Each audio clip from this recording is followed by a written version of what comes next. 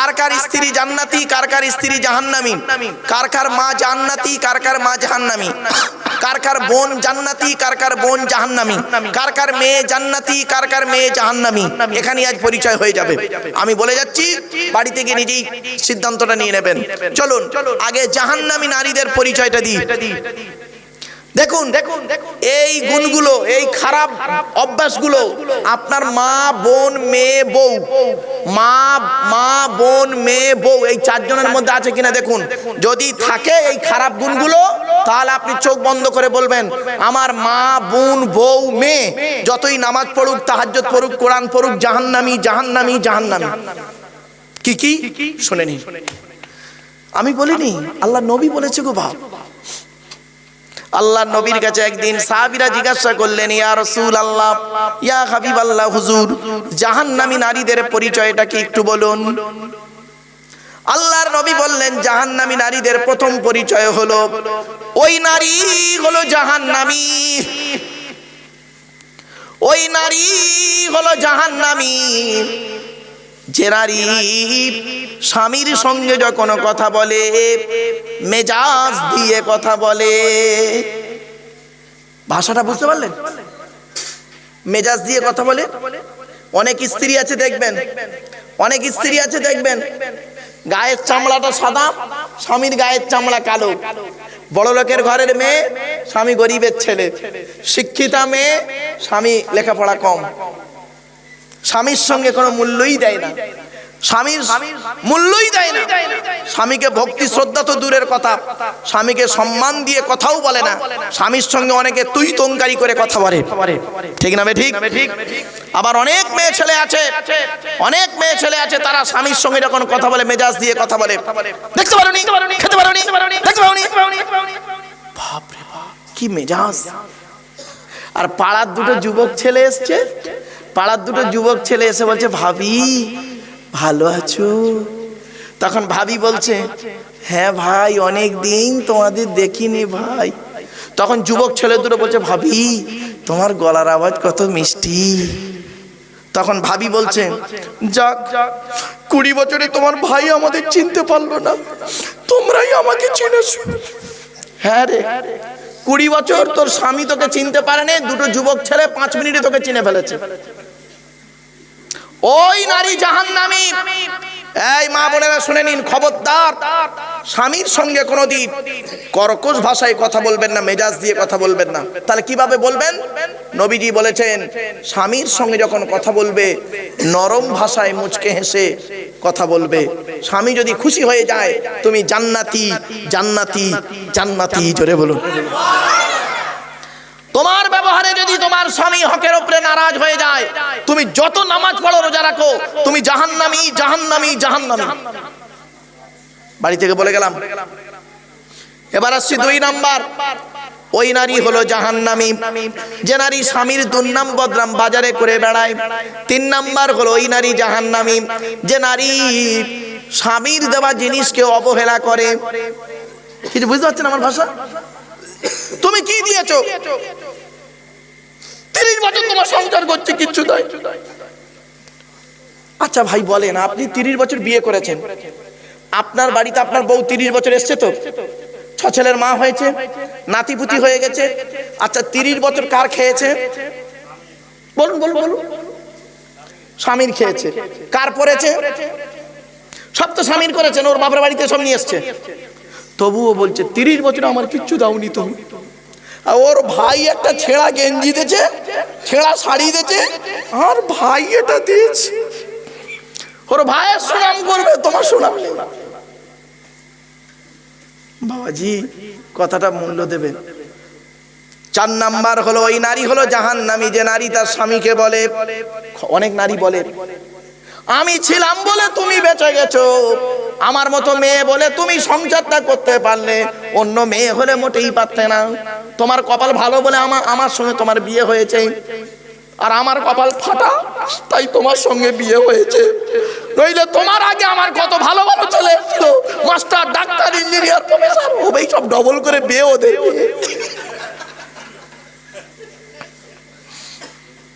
কথাটা ভাববেন, বাড়ি থেকে ভাববেন কথাগুলো, শুনতে হয়তো খারাপ লাগছে। মা বোনদের বলে যাচ্ছি, মায়েরা বোনেরা, স্বামীর প্রতি ভালোবাসা রাখবেন। স্বামীদেরকে বলে যাচ্ছি, আপনি আপনার স্ত্রীর প্রতি ভালোবাসা দেবেন। এটাই হলো রাসূলুল্লাহর হাদিস। অসুবিধা হচ্ছে না? হ্যাঁ, আর কয়েক মিনিট সময় দিন। আসলে কি জানেন ব্যাপারটা কি, আমি তো উপরে বসে আছি, আপনারা নিচে বসে আছেন। না না, ঠান্ডা নয়। ব্যাপারটা কি, মুখের দিকে তাকালে না, শ্রোতার মুখের দিকে তাকালে কিছুটা অনুভব করতে পারে বক্তা।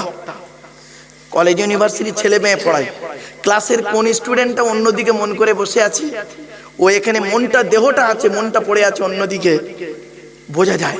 টিচারটা তো উপরে থাকে, দাঁড়িয়ে দাঁড়িয়ে পড়াই তো টিচার, বুঝতে পারে যে মনটা ওর এখানে কোনো রকম পালাতেও পাচ্ছে না আর বসে থাকতেও পাচ্ছে না, দুইয়ের মাঝখানে পড়ে আছেন। টেনশন নেই, চলুন। স্বামীদেরকে বলে যাচ্ছে, এই স্বামীরা, তোমরা তোমাদের স্ত্রীদেরকে কয়েক কটা শিক্ষা দেবে। অনুরোধ করে স্বামীদেরকে বলে যাচ্ছি, 1 নাম্বার, নবীজি বললেন, এই স্বামীরা, তোমরা তোমাদের স্ত্রীদের 17টা শিক্ষা দান করবে। কটা? তা বউকে কটা শিক্ষা দিয়েছেন? একটাও তো দেননি।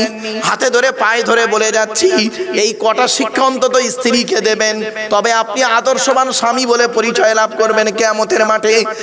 1 নাম্বার, নবীজি বললেন, আসসালামু ক্বাবলাল কালাম। স্বামী স্ত্রী যখন কথাবার্তা বলবে, একে অপরকে সালাম দেওয়া নেওয়া করবে। আল্লাহর রহমত, মহব্বত, ভালোবাসা আল্লাহ বাড়িয়ে দেবে। বউকে কোনোদিন সালাম দিয়েছেন? না। শালিকে সালাম দিচ্ছে, শালিকে। আরো দাদার শালিকে ঘন ঘন মোবাইলে মিস কল, তোর মোবাইল বাস্ট করবে।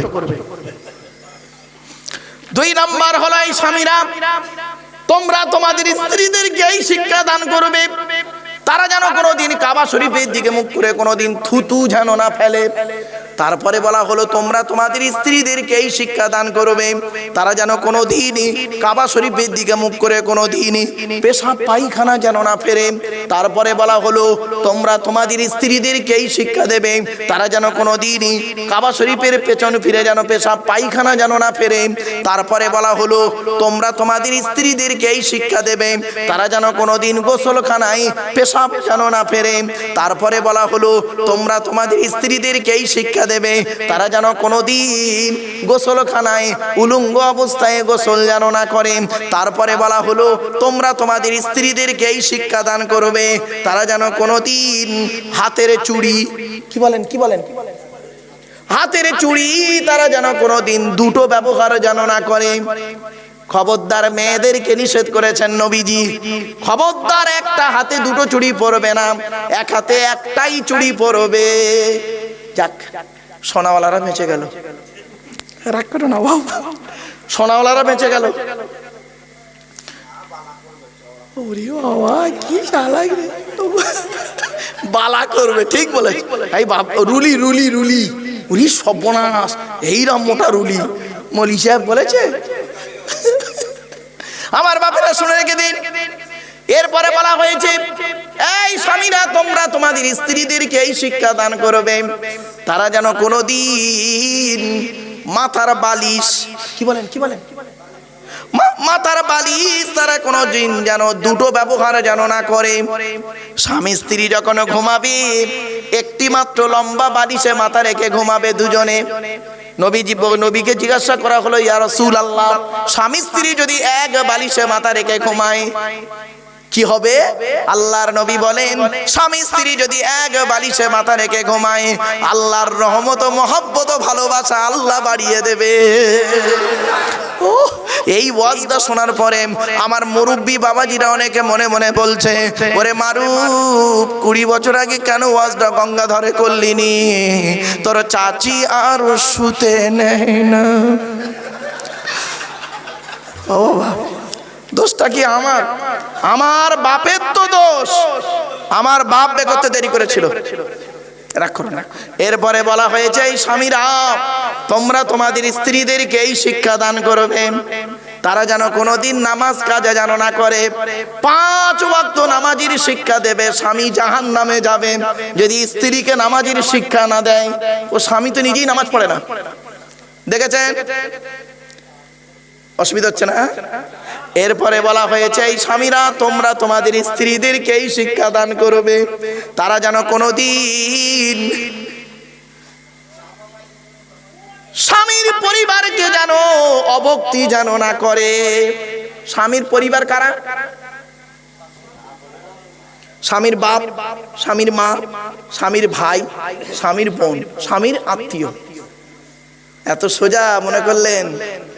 এরপরে বলা হলো তুমি তোমার স্ত্রীদেরকে এই শিক্ষা দান করবে, তারা যেন কোনোদিন পাপ কাজে যেন লিপ্ত না হয়। তুমি তোমার স্ত্রীকে এই শিক্ষা দান করবে, আদবের শিক্ষা দেবে, ভাষা শিক্ষা দেবে, স্বামী স্ত্রীর মধ্যে ভক্তি শ্রদ্ধা স্নেহ মায়া মমতা একে অপরের প্রতি ভালোবাসা থাকবে, তবেই হবে স্বামী স্ত্রীর মহব্বত ভালোবাসা। কি বুঝলেন? আজকে স্বামী স্ত্রীর মহব্বত ভালোবাসা উঠে গেছে, এখন হয়েছে কি জানেন? স্বার্থের ভালোবাসা। এই জন্য অনুরোধ করে বলে যাচ্ছি মা বোনদেরকে, স্বামী জিনিসটা কি মূল্যায়ন করতে শিখুন। আল্লাহর নবীর ছোট মেয়ে ফাতেমা কি করেছেন শুনুন। মা ফাতেমা যখন স্বামীর বাড়ি যাচ্ছিলেন, সেই দিন আল্লাহর নবী ফাতেমাকে কি বলেছিলেন? ফাতেমা, কি হলো কি হলো? ব্যাস,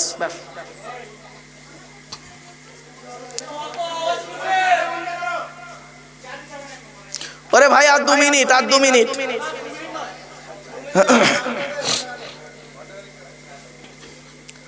শুনে নিন, এদিকে কথাটা শুনুন, লাভ হবে আপনাদের।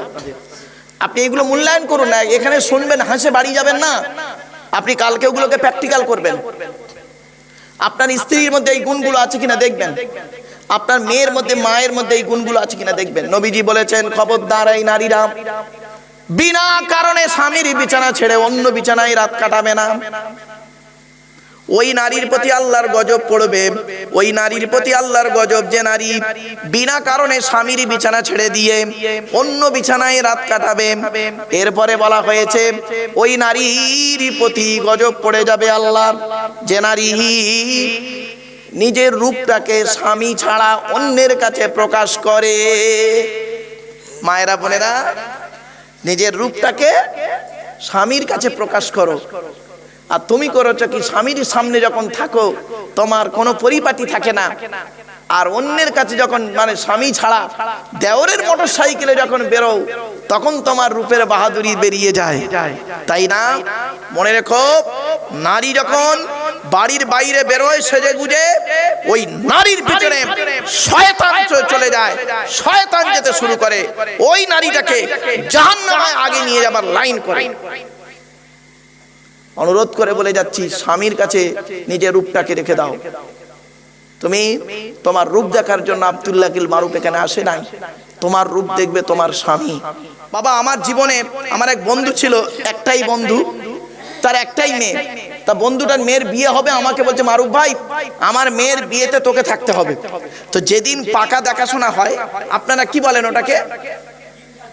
দিন ধার্য। তো ওই দিন আমি গিয়েছি, ওরা আমাকে চিনতে পারে না, ছেলের তরফের লোকেরা চিনতে পারে না আমাকে।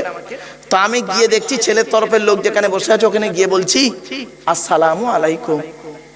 তো ওরা সব বলছে ওয়ালাইকুম সালাম। তা আমি বসেছি, বসার পরে আমি বলছি ভাই ভাই ছেলে কি করে? আচ্ছা, এই প্রশ্নটা করা কি আমার খুব বড় অপরাধ হয়েছে? হ্যাঁ, কি বললো জানেন? পেছন থেকে একটা লোক, ছেলের তরফের লোক বলল ছেলের খালু হাফেজ। বুঝতে পারেনি না? বুঝতে পারেনি? ছেলে কি করে? বলে ছেলের খালু হাফেজ। ও ভাই, ছেলের খালু হাফেজ তো তোর বাপের কি? ছেলে কি করে সেটা বললাম। রাগ করো না বাবা, এই কথাগুলো বাড়ি থেকে বললাম। কোন মেয়েকে বৌমা করবে যে মেয়ের মধ্যে 6টা গুণ পাবে? কটা কটা কটা কটা? এই কোরআনে আল্লাহ নিজেই বলে দিয়েছে, আমারে ভুল বোঝো না। 6টা গুণ কি কি? সাদা চামড়া দেখে ছুটতে যেও না বাবা, সব সাদা চামড়ার মেয়ে ভালো হয় না। সাদা চামড়া দেখে ছুটতে যেও না, ফেঁসে যাবে। এই জন্য অনুরোধ করে বলে যাচ্ছি, কোরআনে আল্লাহ বলছেন কোন মেয়েকে বৌমা করবেন যে মেয়ের মধ্যে 6টা গুণ পাবে। 1 নাম্বার হলো মুসলিমাতিন, মুমিনাতিন, কানিতাতিন, তাইবাতিন, আবিদাতিন, সাইহাতিন, সাইয়্যিবাতিন ওয়া আবকার। 28 নম্বর পারার 19 নম্বর পৃষ্ঠা 14 নম্বর 11 নম্বর লাইন, সূরার নাম সূরা তাহরিমের 5 নম্বর আয়াত। বাবা চলে যাচ্ছে গো, যা বাবা যাও। শরীর অসুস্থ মানুষ, মুরব্বি যে কষ্ট করে এসে বসেছে আমার কপাল। অনেকে তো বসতে চায় না, আসতে চায় না, নিচেই বসে থাকে অনেকে। যাক, আল্লাহ ভালো করুক লোকটা, আল্লাহ সুস্থতা দান করুন, বলুন আল্লাহুম্মা আমিন।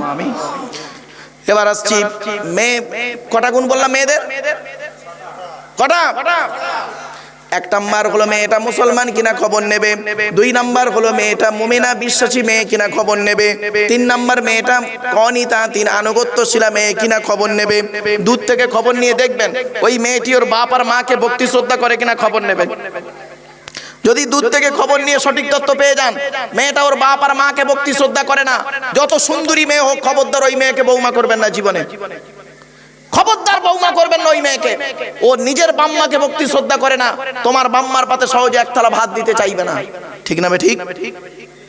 এবার আসছি তাইবাতিন, মেয়েটা তওবাকারী মেয়ে কিনা খবর নেবে। আবিদাতিন 5 নাম্বার, মেয়েটা ইবাদতকারী মেয়ে কিনা খবর নেবে।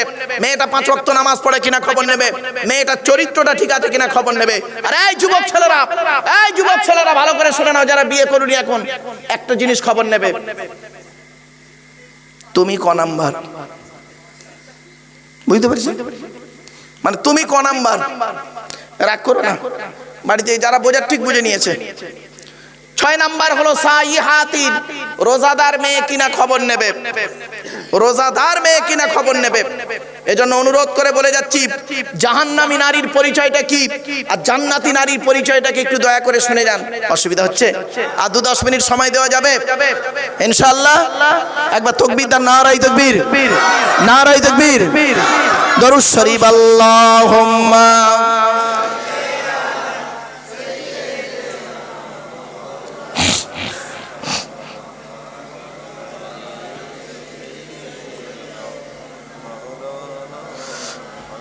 বাবা। আপনাদের একটা অনুরোধ করব, একটা অনুরোধ করছি, আপনারা এই জলসা প্রতি বছর করেন? হ্যাঁ, একটা পরীক্ষা হবে এখন। এই জলসা প্রতি বছর করেন তাই তো? তো আগামী বছর এই জলসা করবেন ইনশাআল্লাহ? আচ্ছা, যারা যারা করবেন, এই জলসা করার সমর্থনে আছেন, একটু দয়া করে হাত তুলুন তো দেখি। লজ্জা করবেন না কেউ, দয়া করে হাত তুলুন, লজ্জা করবেন না কেউ। ইনশাআল্লাহ আগামী বছর এই জলসা হবে। নারায়ে তাকবীর, হাত নামান।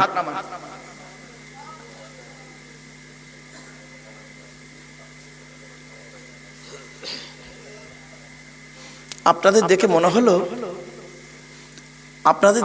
হলো, আপনাদের হাত তোলা দেখে মনে হলো আজই সন্ধ্যা 6টার সময় জান্নাতে জানলা ভেঙে পালিয়ে এসছে সব। রাগ করবেন না? তাহলে আগামী বছর জলসা করবেন, সকলে হাত তুলে সমর্থন করলেন। এবার দেখি বাপের বেটা কেমন দেখবো। আগামী বছর জলসার আগের দিন পর্যন্ত যারা যারা কোরআন পড়তে পারে না তারা কোরআন পড়া শিখে নেবেন ইমাম সাহেবের কাছে। কি হাত তুলুন তো দেখি।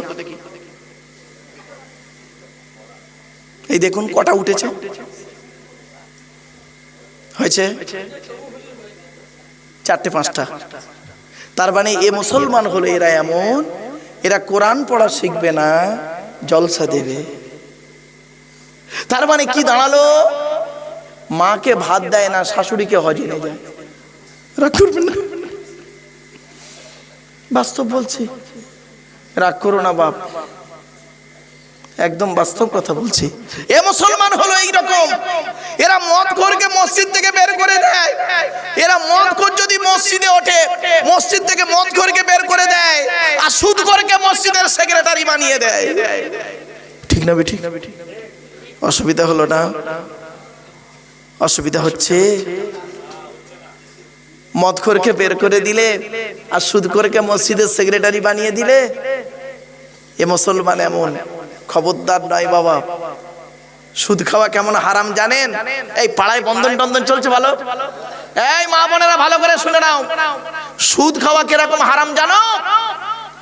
সুদের সর্বনিম্ন হারাম হলো মায়ের সাথে জেনা করা, ব্যভিচার করা। নাউজুবিল্লাহ বলুন। কত কঠিন কাজ, পাপ কাজ, বুঝতে পেরেছেন? বাড়িতে গিয়ে ভাববেন। এ মুসলমান এরা কোরআন পড়া শিখবে না। পয়সা আছে আপনাদের, যাক অনুরোধ করে বলে যাচ্ছি, কোরআন পড়াটা শিখে নেবেন, কোরআন পড়া শিখে নেবেন বাবা। আমি কোরআন পড়ছি, আপনারা শুনছেন, ভালো লাগছে, কিন্তু আপনি যেদিন নিজে কোরআন পড়তে পারবেন তার থেকে আনন্দ বেশি পাবেন। বেশি আনন্দ ওইটাই নিজে পড়তে পারলে। তাই অনুরোধ করে বলে যাচ্ছি, যারা যারা কোরআন পড়তে পারেন না তারা কোরআন পড়ে নেবেন ইনশাআল্লাহ। চলুন, আমাদের আলোচনা ছিল কি? জান্নাতি মহিলা, জাহান্নামী মহিলা, তাই তো নাকি? চলুন